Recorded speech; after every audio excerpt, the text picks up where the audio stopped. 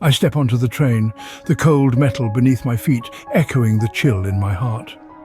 It's late in the night, and the train station is nearly abandoned, the silence punctuated only by the distant hum of the city. The train itself is a ghost, a near-empty vessel bathed in dim, flickering lights that cast long, dancing shadows across the hollowed interior. The air hangs heavy with an unspoken anticipation, a quiet that's too quiet, a stillness that's too still. I find an empty seat and sink into it, the worn cushion moulding itself around my form. The windows present a distorted reflection of the outside world, the darkness outside merging with the interior, creating a surreal tableau. This was meant to be a routine ride, a path I've tread 1,000 times before, but tonight something feels different. As the train lurches forward, the cityscape starts to blur past the windows, and I find myself plunged into a journey I would never forget. As the train rattles along, it makes an unexpected stop. The familiar rhythm of the journey is interrupted, a jarring note in an otherwise monotonous melody.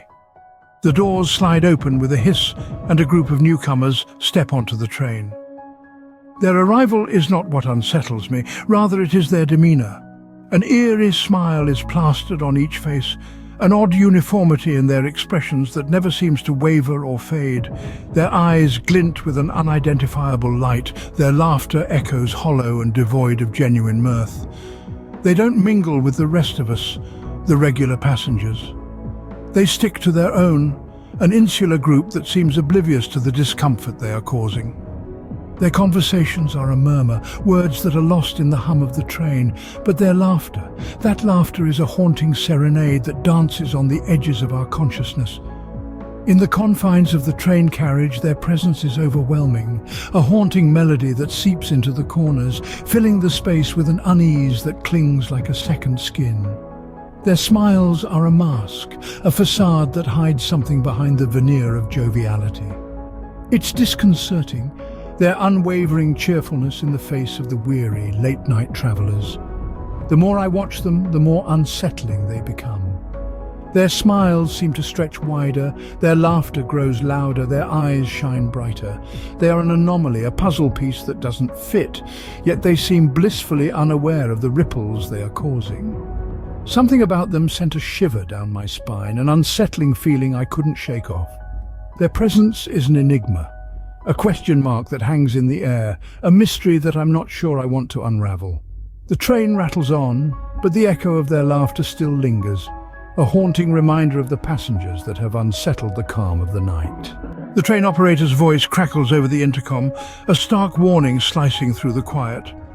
"Ladies and gentlemen," he begins, his voice echoing in the metal shell of the carriage, "I must advise you not to disembark at the next station." His words hang in the air, a chilling premonition.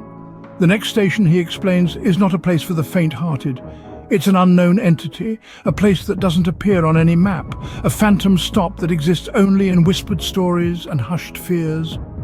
As his announcement ends, a strong urge to disembark at this mysterious station washes over me. It's as if some unseen force is luring me, whispering promises of unspoken secrets and undiscovered truths. Yet the operator's warning rings in my ears, a beacon of caution in the sea of uncertainty. I look around, seeking solace in the faces of my fellow passengers. They too seem gripped by the same invisible pull. Yet there's a discernible tension in the air, a shared understanding that we must heed the operator's advice. With a shudder, the train begins to slow. I can see the station approaching, an ethereal outpost shrouded in an eerie fog. I grip my seat, a strange sense of dread settling in as the train slows. The train grinds to a halt, the eerie silence broken by the hiss of the opening doors. The moment is palpable. It's almost as if time itself has taken a pause. A group of smiling figures, their faces illuminated by an unnatural glow, steadily disembark onto the platform of this strange, seemingly forgotten station. Their smiles, almost too wide, too serene, remain etched on their faces as they disappear one by one into the enveloping darkness. On the train, the atmosphere is tense. The fellow passenger and I exchange glances, a silent acknowledgement of the bizarre spectacle we've just witnessed. The train, now significantly less crowded, seems larger, emptier. The absence of the unsettling passengers is as unnerving as their presence. With a shudder and a jolt, the train resumes its journey, the strange station growing smaller and smaller in the rear window. The light from the station flickers, dances, and then is consumed by the night. The smiling figures, the strange station, all swallowed up by the inky blackness. The train moves forward, leaving behind this mystery, this enigma. As the station fades into the distance, I let out a breath I didn't realize I was holding.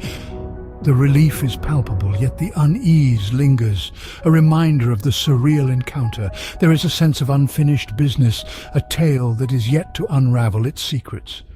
But for now, the journey continues, into the night, into the unknown. The rest of the journey passes in a blur, the eerie events playing on a loop in my mind. As the landscape blurs past, I find myself grappling with the surreal experience. Every smiling face, every strange station etched indelibly into my memory. There's a lingering sense of unease, a chill that seeps into your bones and settles there. It's a feeling that's hard to shake off, like a persistent fog that refuses to lift. But amidst this unease, there's also a strange sense of relief, a gratitude that's hard to put into words. That train operator's warning, it echoes in my mind. An eerie refrain that serves as a stark reminder of what could have been had I not heeded his advice. It's a queer thing to feel gratitude for a warning that led to such a chilling experience, but in this strange world, it's often the warnings we heed that keep us grounded, that keep us safe. As I step off the train, the cold night air greets me, a reminder of the unsettling journey I had just survived.